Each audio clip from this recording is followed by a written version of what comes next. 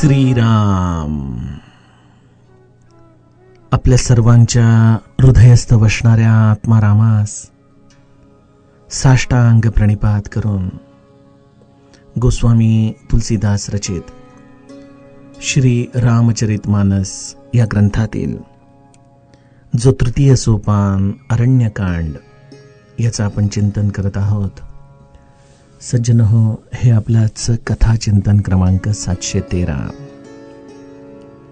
कालच्या निरूपणामध्ये आपण इंद्रपुत्र जयंत याची या ब्रह्मांडामध्ये कशा पद्धतीने फटफजिती झालेली आहे त्या कथानकाच्या चिंतनाला सुरुवात केली.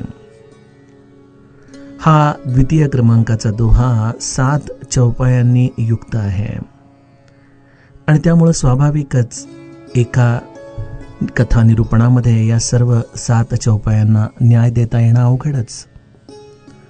अहो, आपल्याला असं वाटतं की एका दोह्यावरती एक कथानक म्हणजे तसं बऱ्यापैकी विस्तारपूर्वक आहे, परंतु या रामायणात एवढ्या वेगवेगळ्या संतांनी, अनेक पंडितांनी, अनेक कथाकारांनी एवढं काम करून ठेवलेलं आहे की याच्यातील एक चौपाई देखील 9 दिवस घेऊन कथा करणारे पूज्य मुरारी बापू काय, किंवा पूज्य राजेश्वरानंद सरस्वती काय, किंवा पंडित राम किंकरजी काय, यांचं जेव्हा आपण अध्ययन बघतो, आणि हो त्याचप्रमाणे राम भद्राचार्यजी देखील यांनी एवढं प्रचंड काम या मानसवरती केलं आहे, करत आहेत.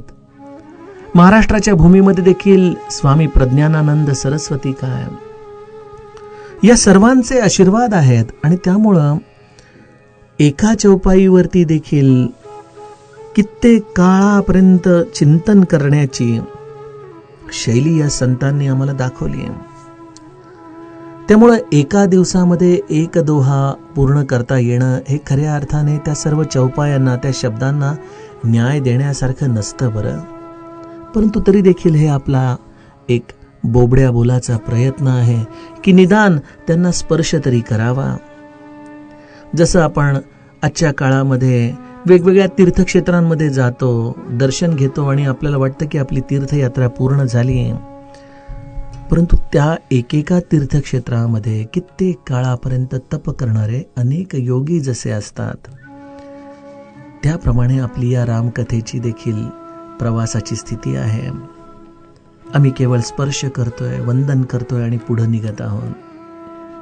असो, या सर्व संतांच्या चरणी अत्यंत मनोभावे वंदन करून त्यांच्याच कृपेने आपल्याला या सर्व चौपायांमध्ये असलेलं गुह्यत्व कळावं अशी आपण मनोमन प्रार्थना करूयात. आणि या इंद्रपुत्र जयंताच्या कथेचा जो भाग कालच्या टप्प्यापर्यंत आपण अभ्यासला त्याचं थोडक्यात चिंतन बघूयात. काल आपण बघितलं की जेव्हा या जयंताने सीतामातेच्या चरणांवरती आपली चोच मारली, त्यावेळेला प्रभू रामचंद्रांनी क्रोधित होऊन आपला मंत्राने युक्त असलेला बाण त्याच्या मागे त्याच्या वधासाठी मारला. परंतु तो वध खरं तर क्षणात घडायला हवा होता, परंतु प्रभू रामचंद्रांनी या क्रोधामध्ये देखील एक संदेश या जयंताला दिलेला आहे की जा, या विश्वामध्ये तुझे जेवढे अधिक आधार असतील त्या प्रत्येक आधाराच्याकडे जाऊन तू स्वतःला, आपल्या जीवाला सांभाळण्याचा प्रयत्न करून बघ. त्या पद्धतीने जयंत ज्या आधारावरती एवढं मोठं धारिष्ट करून बसला होता ते आपल्या वडिलांच्या जवळच गेला. वडिलांनी दरवाजे लावून घेतले आणि त्याला बाहेर काढले. तू रामद्रोही आहेस, जर तू इथं राहिला तर प्रभू रामचंद्रांचा बाण समस्त या स्वर्गाला देखील उद्ध्वस्त करून टाकेल. आई वडील असूनही इंद्र आणि शची आपल्या पुत्राला जयंताला जवळ घेत नाहीयेत. जयंत धावतोय, शिवलोकामध्ये जातोय, ब्रह्मलोकामध्ये जातोय, परंतु कोणी त्याला साधं बसण्याचं देखील औचित्य दाखवत नाहीये. जो जयंत आजपर्यंत आपल्या वडिलांच्या या मर्दुमुखीवरती, या ब्रह्मलोक शिवलोकामध्ये सत्कार प्रार्थी होता, त्या जयंताला आज कोणी साधं विचारायला देखील तयार नाही. अशा या जयंताची ही झालेली विचित्र अवस्था गोस्वामीजी आम्हाला सांगत होते. त्यामध्ये जे काही आपल्याला गुरुकृपेने सूत्र कळत होती त्याचा आपण विचार कालच्या कथा चिंतनामध्ये केला. आज चौपायांचं गायन पुनश्च नाही, आणि त्यामुळं आपण इथून पुढचा जो कथाभाग गोस्वामीजी सांगत आहेत त्याचा विस्तार समजून घेण्याचा प्रयत्न करूया. गोस्वामीजी म्हणतात, काहू बैठन कहान ओही, राखी को सकई राम कर द्रोही. तो जिथं जिथं म्हणून जातोय तिथं रामद्रोही या एका गोष्टीमुळं त्याचं कोणी सत्कार करत नाही, त्याला कोणी बसायला आसन देत नाही, त्याला कोणीही आश्रय देत नाहीये. प्रत्येक जण म्हणते की बाबा तू इथून निघ. रामद्रोह्याला आम्ही आमच्या जवळ ठेवून घेऊ शकत नाही. बघा सज्जनो, काल मी जो मनोबोधातला आपल्याला श्लोक सांगितला की अहो जानरा राम विश्वास नाही, तया पामरा बाधिजे सर्व काही. हे बाधणं काय असतं, किती पद्धतीने हे जग आमच्यासाठी अत्यंत दुःखद होऊन जातं. या जगाचे ताप सहन करण्याच्या पलीकडे जातात. कोणासाठी? जो राम विन्मुख आहे आणि जो राम सन्मुख आहे त्याच्यासाठी जीवन कसं असतं याचं जर आपल्याला मूर्तिमंत उदाहरण पाहायचं असेल तर आपल्याला या कथाभागातून थोडंसं पुढं सुंदरकांडामध्ये जावं लागेल. श्री हनुमंताने जे लंका दहनाच्या वेळेला केलेला पुरुषार्थ आहे त्या पुरुषार्थाचा आपल्याला थोडासा मागोवा या चरित्राच्या साठी घ्यावा लागेल. आता बघा, इंद्रपुत्र जयंत हा खरं तर सर्व दृष्टीने सक्षम आहे. त्याचे वडील स्वर्गाचे सर्वेसर्व आहेत, धन आहे, बळ आहे, ब्रह्मलोक शिवलोकामध्ये जाणं येणं आहे. एवढे सगळे जगाचे आधार या जयंताजवळ आहेत. आता त्याच वेळेला सुंदरकांडाचा चरित्रनायक प्रभू रामचंद्रांचा परमदूत हनुमंत लंकेमध्ये उड्डाण घ्यायला निघालेला आहे. काही आहे का त्याच्याजवळ? ना त्याला इंद्रासारखं कोणी वडील आहेत की जे त्याला पैसा, अडका, एक प्रकारे असणारं लौकिक या सर्व गोष्टी प्रदान करू शकतील. बरं, त्याच्याकडं कुठल्याही पद्धतीचं ब्रह्मलोक शिवलोकामध्ये विचरण करण्यासाठी ई पास देखील नाही बरं का आजच्या काळाप्रमाणे. तो तर केवळ मौन धारण करून या अंगदाच्या समवेत प्रभू रामचंद्रांच्या आज्ञेने या समुद्र किनाऱ्यापर्यंत आला. परंतु जामवंत रूपी सद्गुरूंनी त्याची विस्मृती काढली, त्याला स्मृती प्रदान केली. आणि राम काज लगी तव अवतारा हे सांगताच हा हनुमंत सुवर्णासारखा होऊन एका मेरू पर्वतासारखा उंच झालेला आहे, प्रचंड शक्तिमान झालेला आहे. आणि या कार्यासाठी तो तयार झाला. बर, कार्य आहे लंकेमध्ये जाण्याचं. ती लंका ज्याचा राजा आहे रावण, जो त्या काळचा विश्वविजेता आहे, ज्याच्या चालण्याने देखील ही धरती माता डोलू लागायची, हलू लागायची, अशा या रावणाचा दबदबा या विश्वामध्ये आहे. बर, लंकेमध्ये जाण्यासाठी कुठला पासपोर्ट आहे का, व्हिसा आहे का? काही नाही. बर, तिथं कोणाची ओळख माहित नाही. बर, तिथली लोक कुठल्या भाषेमध्ये बोलतात बाबा, कल्पना नाही. बर, तिथं गेल्यानंतर त्या राक्षसांशी निपात करण्यासाठी तुझ्याकडं काय अस्त्रशस्त्र आहे? काही नाही, एक गदा आहे बस. अरे, एवढ्या कमी आधारावरती हा हनुमंत लंकेमध्ये उड्डाण करतोय आणि इंद्रपुत्र जयंत सर्व आधारांवरती आहे, परंतु त्याने या राम विन्मुखतेचं हे एवढं मोठं धारिष्ट, एवढं मोठं पाप केलेलं आहे. आता बघा, एक राम सन्मुख आहे, एक राम विन्मुख आहे. एक राम कार्यासाठी चाललेला आहे, एक रामाच्या कार्यामध्ये अडथळा आणणारा आहे. आणि या दोघांची अवस्था आपल्याला आता समजून घेतली म्हणजे राम सन्मुखतेच्या आधाराने जो जीवन जगतो तया पामरा बाधिजे सर्व काही, या अवस्थेमधून मात्र त्याची सुटका होते. ती कशी होते हेच आपल्याला हे दोन चरित्र सांगतायत. गोस्वामीजी म्हणतात की जो राम सन्मुख आहे त्याच्यासाठी काय होतं? मातु मृत्यू पितु समन समाना, सुधा हो ही बिष सुनु हरी जाना. जो राम सन्मुख आहे त्याच्यासाठी अवस्था वेगळ्या आहेत.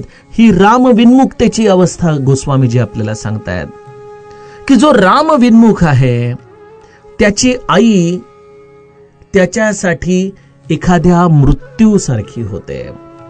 त्याचे वडील हे यमराजासारखे त्याच्यासाठी होतात आणि त्याच्यासाठी अमृत हे विष समान होतं. गोस्वामीजी पुढे जाऊन म्हणतात, मित्र करई सत रिपुकै करनी, ताकह बिबुद नदी बै तरनी, सब जगुताही अनल हुते ताता, जौ रघुबीर बिमुख सुनु भ्राता. अत्यंत सुंदर उपमा गोस्वामीजींनी दिलेल्या आहेत की त्याच्यासाठी त्याचे मित्र हे शेकडो शत्रूंसारखे त्याच्याशी वागू लागतात. देव नदी गंगाजी ही त्याच्यासाठी वैतरणी यमपुरीची नदी होऊन जाते. हे मित्रा ऐक, जो श्री रघुनाथजींशी विमुख होतो त्याला समस्त जगत विस्तवापेक्षा देखील अधिक गरम जाळून टाकणारं असं होतं. आपल्याला ही सर्व उदाहरणं आता लक्षात आली असतीलच.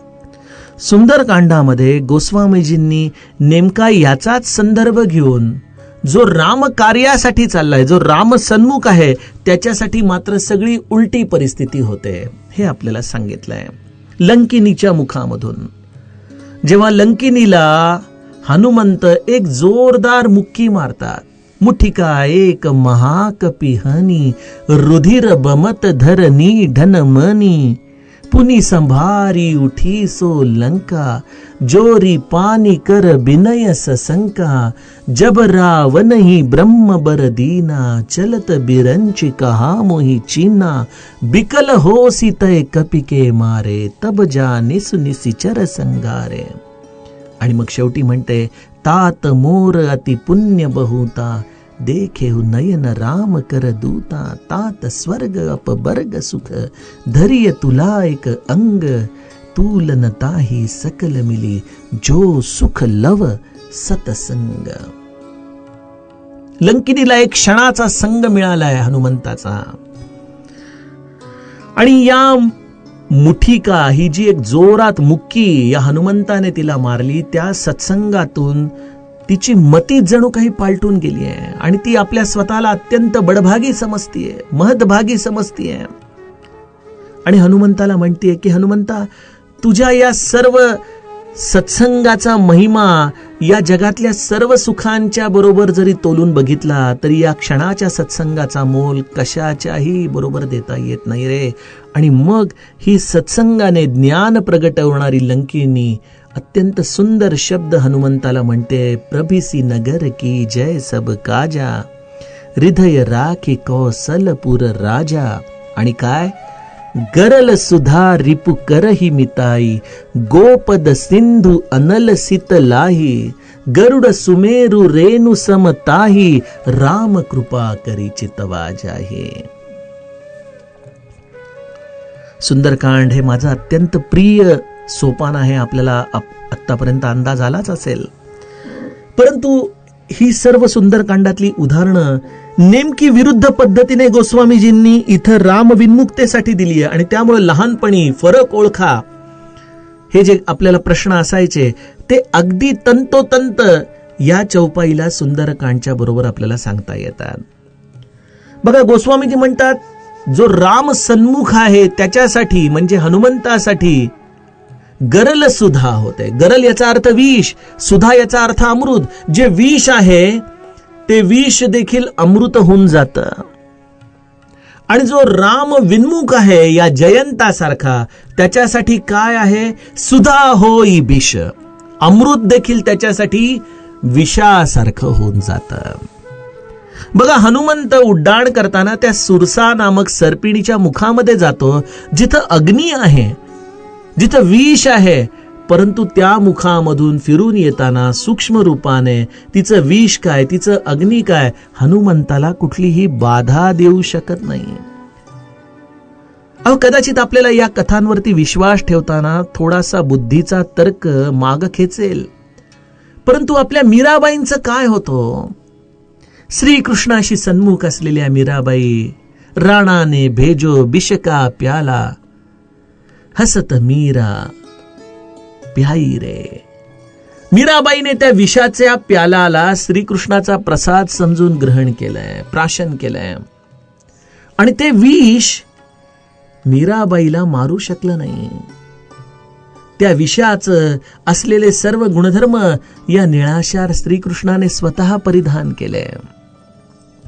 सज्जनो, जीवनामध्ये हे दुःखरूपी विष आम्हाला अनेकदा पचवावं लागतं, परंतु राम सन्मुख जो आहे ना, त्याच्यासाठी हे विष त्याचा आराध्य स्वतः प्राशन करतो. बरं बघा, श्री महाराजांवरती देखील विषप्रयोग झाला. 4-5 तासाचा त्रास हा त्या मानाने फारच कमी आहे. एवढा मोठा विषप्रयोग होऊनही महाराजांच्या देहामध्ये ते विष का भिनलं नसेल?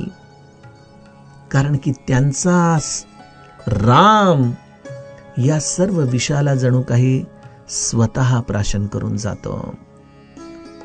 आणि या उलट जो राम विन्मुख आहे, अशा लोकांना अगदी काहीतरी क्षुल्लक कारण होतं, सगळं काही चांगलं चुंगलं घरामध्ये असतं, परंतु न जाणे कुठलं तरी पाणी पिण्यामध्ये येतं काय, किंवा कुठून तरी बाहेरून आणलेली एखादी वस्तू बाधती काय, आणि एवढ्या पैशाच्या आधारावरती रामविन्मुख होऊन जगणारं हे आयुष्य क्षणामध्ये या अशा गोष्टींनी विषप्राशन केल्यासारखी शरीराची अवस्था करून टाकतं. बघा, जो राम कार्यामध्ये मग्न आहे त्याच्यासाठी विष देखील अमृत, आणि जो या अशा राम विन्मुखतेमध्ये आहे त्याच्यासाठी अमृत देखील विष होतं. गोस्वामीजी म्हणतात, मातु मृत्यू पितु समन समाना. त्याची आई ही त्याच्यासाठी मृत्यूरूप होते, त्याचे वडील यमराज होतात. मला आत्ताच घडलेली ती घटना आठवते. तो उत्तर प्रदेश मधला गँगस्टर विकास दुबे, जेव्हा त्याने एवढं मोठं क्रूर कर्म केलं, दुश्चित्त कर्म केलं, ज्या कर्माला प्रत्यक्ष महाकाळ देखील माफ करू शकणार नाही, एवढा मोठा पापाचा डोंगर त्याने केला. त्याच्या आई वडिलांचा इंटरव्ह्यू न्यूज चॅनलनी जाऊन घेतला, तेव्हा त्याची आई म्हणतीये की आमच्या मुलाला सरळ सरळ पोलिसांनी गोळ्या घालून मारून टाकावं, असं त्याने काम केलेलं आहे. वडील देखील त्याच मागणीला दुजोरा देत आहेत. म्हणजे ज्यांनी जन्माला घातलं तेच मागणी करतायत की अरे तुम्ही आमच्या मुलाला गोळ्या घालून सरळ मारून टाका. या जगामध्ये येऊन जे असं रावण कार्य करतात, जे खऱ्या अर्थाने या निष्पाप लोकांना आपल्या कर्तव्य करत असताना अकारण देहदंड देतात, हे राम कार्य नाही, ही रामाची विन्मुक्ता आहे. आणि अशा लोकांसाठी मग त्यांचे आई वडीलच त्यांचे काळ होऊन येतात. बघा, आणि ज्यांच्या आई वडिलांच्या मुखातून अशी भावना प्रगटते त्याला जगामधलं कोण वाचवणार? कोण वाचवणार? मारला गेला. जे बोललं गेलं आईकडून तशीच घटना घडली आणि पोलिसांच्या या एन्काउंटरमध्ये तो मारला गेला. सज्जनो, जीवनामध्ये उत्तम शील, उत्तम आचार, लोकांच्या मदतीसाठी धावून जाण्याची प्रवृत्ती, स्वतःच्या स्वार्थाला तिलांजली, या सर्व गोष्टी रामकार्यामध्ये येतात. इथं राम सन्मुखता आहे आणि या अशा कार्यांमध्ये जो रत आहे त्याचा सांभाळ रामराया करतो. हनुमंताचे कोण आई वडील होते हो? परंतु हनुमंताला प्रत्येकाने आशीर्वाद दिला. बघा, जेव्हा सुरसाने हनुमंताचे हे रूप जाणलं तेव्हा सुरसा देखील त्याला आशीर्वाद देतेय. सुरसा हनुमंताला म्हणतीये की मला देवतांनी तुझं बळ आजवण्यासाठी पाठवलं, ठीक आहे, परंतु हे तू जे राम कार्य करायला चाललेला आहेस ना, त्याला माझे अनेक आशीर्वाद आहेत. लंकिनी देखील आशीर्वाद देतीये. एवढा खरं तर फटका खाल्लाय, परंतु ती म्हणतीये प्रभिसी नगर की जय सब काजा. म्हणजे जी क्षणापूर्वी शत्रू होती, जी त्याला म्हणतीये की तू कुठे निघालास,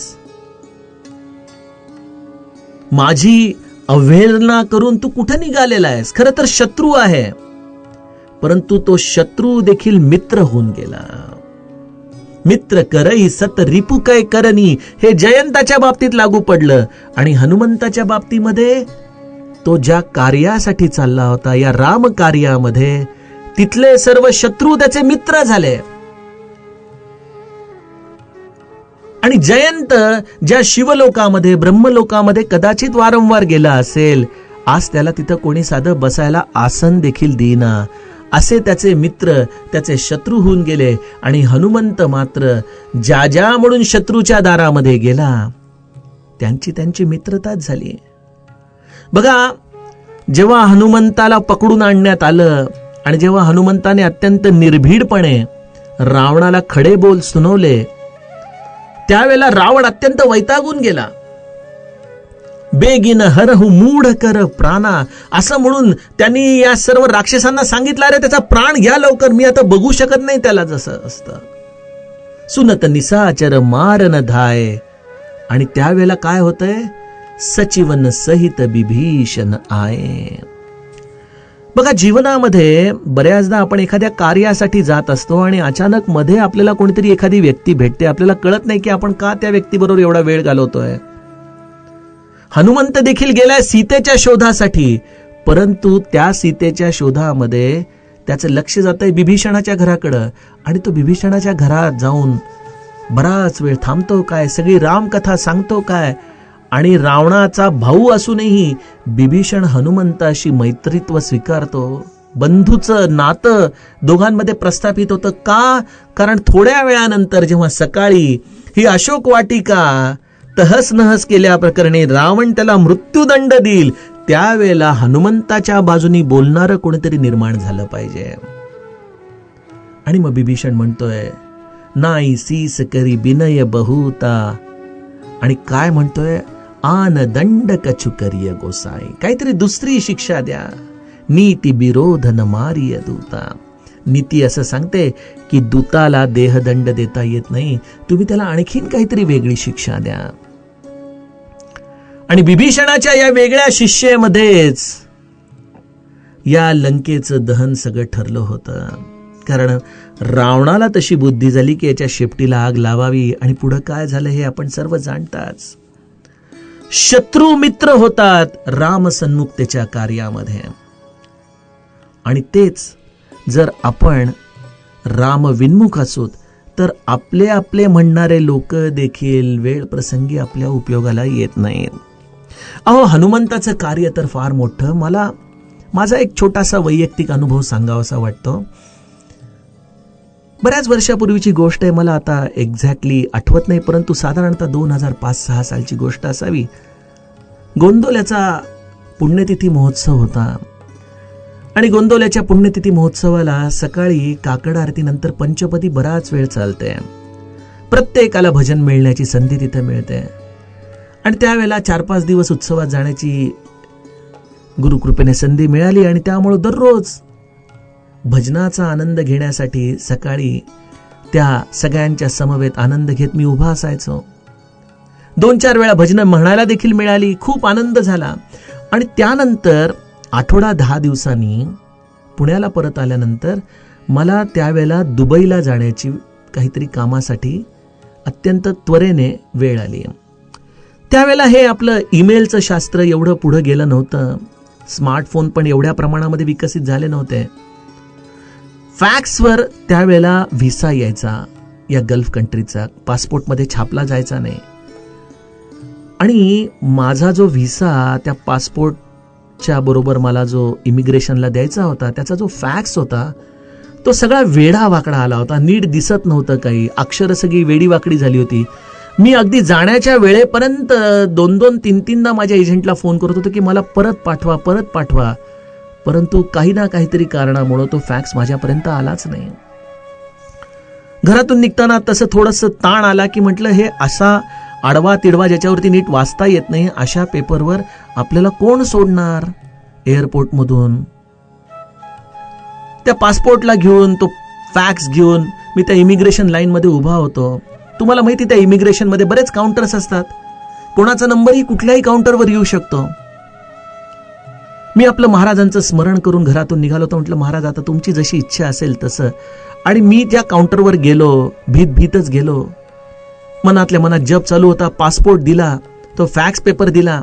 त्याने पासपोर्ट उघडला, माझ्याकडे बघितलं आणि म्हणाले काय संत चरण रज आज इकडे कुठं आला तुम्ही. मी म्हटलं सॉरी मला काय बोलताय आपण कळालं नाही. अहो म्हणे गोंदवल्यामध्ये अभंग म्हटला होता ना संत चरण रज. म्हटलं हो. म्हणे त्यावेळेला मी तुमच्याच मागं उभा होतो, मला चांगलं आठवतं तुम्ही कुठं निघाला. म्हटलं असं असं आहे. म्हटलं हा फॅक्स अहो ते सोडावं म्हणे त्यांनी काही फरक पडत नाही. लगेच इमिग्रेशन केलं, शिक्का मारला. मी विचार करत करत त्या धुंदीमध्ये मी त्याचं आडनाव देखील विचारायला विसरलो. पुढे मी विमानाच्या प्रतीक्षेमध्ये बसलो होतो तेव्हा परत आला. अरे म्हणाला सकाळी लवकर घरातून निघाला असेल, काही नाश्ता पाणी केलं का नाही, का मागू इथून नाश्ता. म्हटलं नाही नाही मी पोट भरलंय माझं. त्यानंतर इतक्या वेळा त्या मुंबई एअरपोर्टवरून जाण्या येण्याचा योग आला, परंतु ती व्यक्ती ना मला कधी दिसली ना मला त्याचं नाव आठवतंय. परंतु हे योगायोग नसतात. मला असं वाटतं की आपल्या जीवनामध्ये ही जी काही छोटी छोटी संकटं आहेत ना, त्या ठिकाणी श्री महाराजांनी त्या संकटांमधून त्या प्रश्नांमधून उत्तर काढण्याची आपली व्यवस्था आधीच केलेली असते. महाराज म्हणतात ना तुम्ही तुमचा प्रपंच माझ्याकडे सोपवा, मी तो तुमच्या कल्पनेच्या पलीकडे चांगला करून देतो. एकदा आपण गुरूंचं झालो, त्यांचा अनुग्रह घेतला म्हणजे केवळ आपल्या पारमार्थिक प्रांतापुरताच सद्गुरूचा अधिकार राहत नाही. आपल्या प्रापंचिक आपल्या लौकिक प्रत्येक गोष्टीमध्ये सद्गुरुरायाची सत्ताच काम करत असते. आणि त्यामुळं जे अधिकारी असतात ते देखील अचानक मित्र झाल्याचं एक सुंदर अनुभव सहज स्मरणामध्ये आला की आपल्या देखील जीवनामध्ये जेव्हा आपण असं श्री भगवंताच्या श्री महाराजांच्या अधिष्ठानावरती कार्य करायला लागतो त्यावेळेला न जाणे कुठून कुठली लोक येतात. आमच्या गोंदवल्याचे विश्वस्त आमचे पाठक काका काय, आमचे मनोहर काका काय, नेहमी त्यांचे अनुभव सांगतात की एखादं कार्य श्री महाराजांना स्मरून गोंदवल्यामध्ये करायला घेतलं, एखादी बिल्डिंग उभारणं असेल, एखादी यंत्रसामुग्री असेल किंवा एखादी शासकीय व्यवस्था असेल, न जाणे कुठून लोक अचानकपणे येतात आणि ते कार्य पूर्ण करून देतात. ज्यांच्याशी त्यांचा ओळख नाही परंतु केवळ महाराजांच्या नात्याने ते अचानक समोर येतात आणि ती कार्य त्यांची घडून जातात. जणू काही गोंदवले म्हणजे ही चालती बोलती प्रयोगशाळा आहे रामकार्याची. त्या कार्यामध्ये जेवढं तुम्ही समर्पण कराल तेवढे तुम्हाला अनुभव येत राहतील श्री महाराजांचे. आणि या उलट जर तुम्ही स्वतःच्या स्वार्थासाठी जात असाल, कुठली तरी अनीती तुमच्या आचरणामध्ये असेल तर महाराज देखील हात आखडता घेतात, कारण तिथं तुमच्या स्वतःचा स्वार्थ तुम्हाला साधायचा आहे जे महाराजांच्या इच्छेविरुद्ध आहे.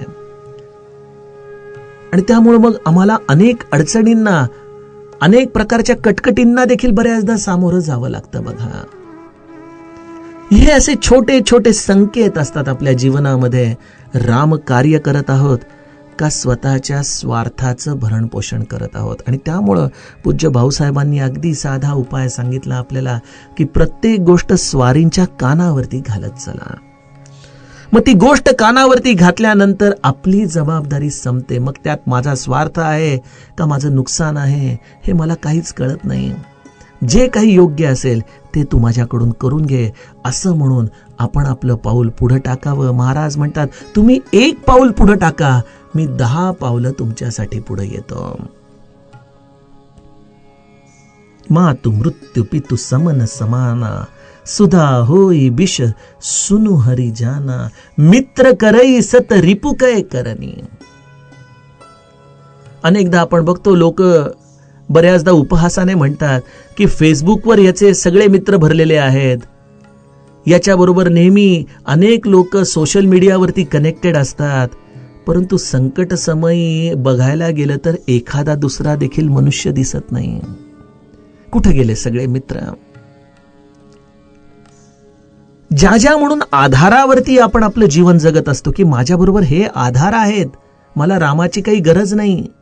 मी राम विन्मुख राहून देखील माझ्या जीवनामध्ये सर्व काही साध्य करीन. हा जो आमचा अहंकार आहे ना, हाच जणू काही राम आम्हाला खरा आरसा दाखवून तोडत असतो की या सर्व सावल्या घेऊन बसलायस बाळा तू. या सावल्यांच्या आधाराने जीवन जगता येत नाही. आणि जितक्या लवकर आम्हाला या सावल्यांचे आधार तोडता येईल आणि आम्हाला आमच्या मनोमन एक गोष्ट निश्चित करता येईल की जर माझा कोण खरा आधार असेल तर तो माझा राम आहे. बस, माझे सद्गुरू आहेत. मला याच्या पलीकडे काही कोणी आधार नाही. बघा, श्री महाराजांच्या जीवनामध्ये किती प्रसंग आहेत. जेव्हा महाराजांनी हातावरून पाणी सोडून अन्नदानाची प्रतिज्ञा केली आणि कुठलीही गोष्ट बाहेरून विकत आणायची नाही असं ठरलं. महाराज स्वस्थ बसून आहेत. सगळं गाव जेवणासाठी लोक जमली आहेत. चूल अजूनही थंड आहे, परंतु महाराज देखील निवांत आहेत. कुठलाही संशय नाही, काळजी नाही. आराम खुर्ची टाकून रामासमोर बसलेत. आणि ती व्यक्ती येते काय, आपण केलेल्या कुठल्या तरी नवसा प्रित्यर्थ आजचं अन्नदान, आजचा प्रसाद रामाला आपण करा म्हणता काय. महाराज लगे जय जय रघुवीर समर्थ म्हणून उठतात आणि सगळ्यांचं अन्नदान होतं. सगळेजण तृप्त होतात. आणि महाराज सगळ्यांना शेवटी काय सांगतात की ज्याने आपला सर्वस्वाचा भार रामावरती टाकला त्याला रामाला पुरवठा करावाच लागतो. माझं जगात दुसरं कोणीच नाही. माझं जर कोणी आहे तर केवळ माझा राम आहे. त्या राम रूपाचे सद्गुरू हाच माझा आधार आहे. असं म्हणून आपल्या जीवनातल्या सर्व पैसा, अडका, मुलं, बाळ, मित्र, परिवार, अगदी स्वर्ग, पुण्य या सगळ्या गोष्टींचे आधार या क्षणी सोडून द्या. बघा, निस्साधन व्हायला पाहिजे.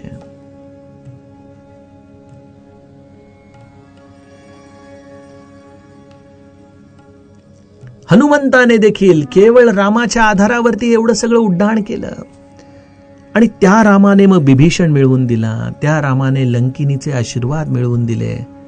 त्याच रामाकृपेने लंकेमध्ये सर्व प्रकारचं सीताला त्याने शोध घेऊन सीतामातेला निरोप दिला.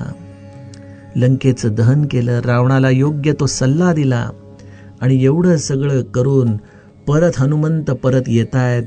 आणि कसे येतायत? मुख प्रसन्न तन तेज बिराजा, कीनेसी रामचंद्र कर काजा. रामाला सन्मुख असलेला मनुष्य असं सर्व कार्य करून असा परत येतो जणू काही आत्ताच स्नान करून बाहेर पडत आहे. असा ताजा तवाना, कुठलेही कष्ट नाहीत. मुख प्रसन्न आहे. शरीर तेजाने भरलेलं आहे. उत्साहाने परिपूर्ण आहे. राम सन्मुक्तेने झालेल्या कार्याची ही फलश्रुती आहे सज्जनो. आणि मग ते कार्य यशस्वी अयशस्वी याचा देखील त्याच्या मनामध्ये विचार नसतो. राम जेव्हा हनुमंताला विचारतो, अरे केलंस कसं बाबा हे सगळं? हनुमंत म्हणतो, मला काही आठवत नाही. नागी सिंधू हा टकपुर जारा, निसिचर गणबदी बिपिन उजारा. राम म्हणतो, अरे हनुमंत हे सगळं उलट पालट सांगतोयस तू, क्रम तरी नीट सांग. हनुमंत म्हणतो, रामा सर्व काही तूच करून घेतलंस रे, मला आठवत देखील नाही बघ. अकर्तेपण म्हणजे काय असावं? राम सन्मुक्तेमधून आलेलं हे अकर्तेपण आहे. मग ही एक मौज आहे सज्जनो जीवन जगण्याची, जिथं मनुष्याला यश अपयश स्वार्थ नुकसान या कुठल्याच गोष्टी त्याच्या जीवनामध्ये त्याला सुखदुःखाच्या गर्तेमध्ये पाडू शकत नाहीत. आणि या उलट स्वस्वार्थासाठी रामविन्मुख झालेल्या जयंताला मात्र या जगामध्ये आता कोणीच उभं करायला तयार नाही. असा सर्व दृष्टीने निराधार झालेला जयंत आता खऱ्या अर्थाने सन्मार्गाला कोणाकडून लागणार याचं कथानक सज्जनो आपण उद्याच्या कथा चिंतनामध्ये बघूयात. जानकी जीवन स्मरण. जय जय राम.